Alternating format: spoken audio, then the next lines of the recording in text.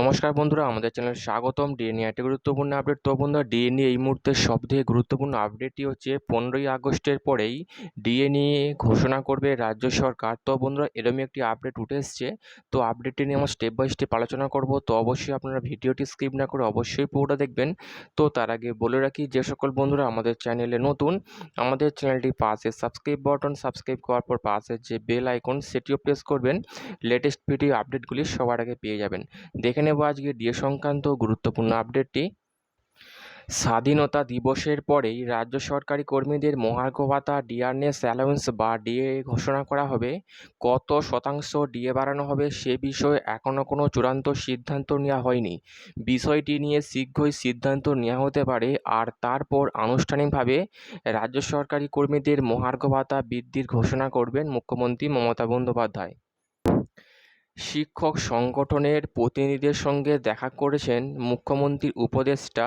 সেখানেই মুখ্যমন্ত্রীর উপদেষ্টা আশ্বাস দিয়েছেন, কৃষকদের ঋণ মকুবের যে প্রকল্প চালু করেছে রাজ্য সরকার, সেটা মিটে গেলেই 15ই আগস্টের পরের রাজ্য সরকারি কর্মী এবং শিক্ষকদের মহার্ঘ ভাতা বাড়ানো হবে। অর্থাৎ স্বাধীনতা দিবসের পরই রাজ্য সরকারি কর্মী এবং শিক্ষকরা সুখবর পেতে চলেছেন।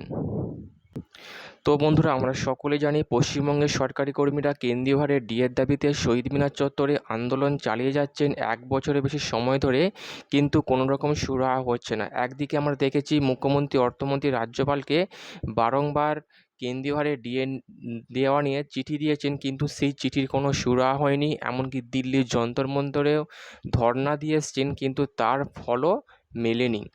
এমনকি যেখানে কলকাতা হাইকোর্ট রায় দিয়েছিল 3 মাসের মধ্যে সমস্ত সরকারি কর্মীদের বকেয়া ডিএ মিটিয়ে দিতে হবে, সেই রায়কে চ্যালেঞ্জ করে সুপ্রিম কোর্টে ডিএ মামলা দাখিল করে রাজ্য সরকার, এবং যে ডিএ মামলার এখনও পর্যন্ত ঝুলে আছে। 15ই জুলাই সেই ডিএ মামলার শুনানি ছিল 60 নম্বর সিরিয়ালে, সেখান থেকেও পিছিয়ে দেওয়া হয়েছে 6 মাসের জন্য ডিএ মামলাকে। তো বন্ধুরা, বুঝতে পারছেন এখানে কোথায় গাফিলতি। রাজ্য সরকার সুপ্রিম কোর্টের মদতে ডিএ মামলা পরপর পিছিয়ে যাচ্ছে, এমনটাই মনে করছেন সরকারি মহল। কিন্তু এতেও ভেঙে পড়ছেন না সরকারি মহল। তারা তাদের আন্দোলনের মাধ্যমে ফুটিয়ে তুলেছেন সংগ্রামী যৌথ মঞ্চ, যার মাধ্যমে তারা বারংবার চেষ্টা করে চলেছেন সমস্ত সরকারি কর্মী একত্রিত হয়ে যাতে কেন্দ্রীয় হারে ডিএ পাওয়া যায়।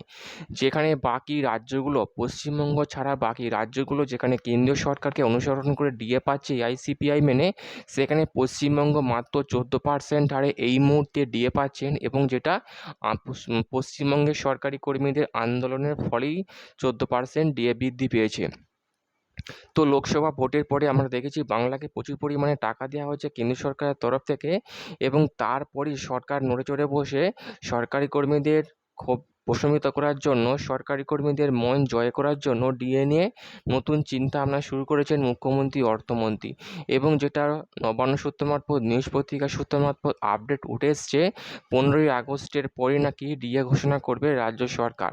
তো বন্ধুরা, এই ছিল ডিএ সংক্রান্ত গুরুত্বপূর্ণ আপডেট। কেমন লাগলো কমেন্ট করবেন, লাইক করতে ভুলবেন না।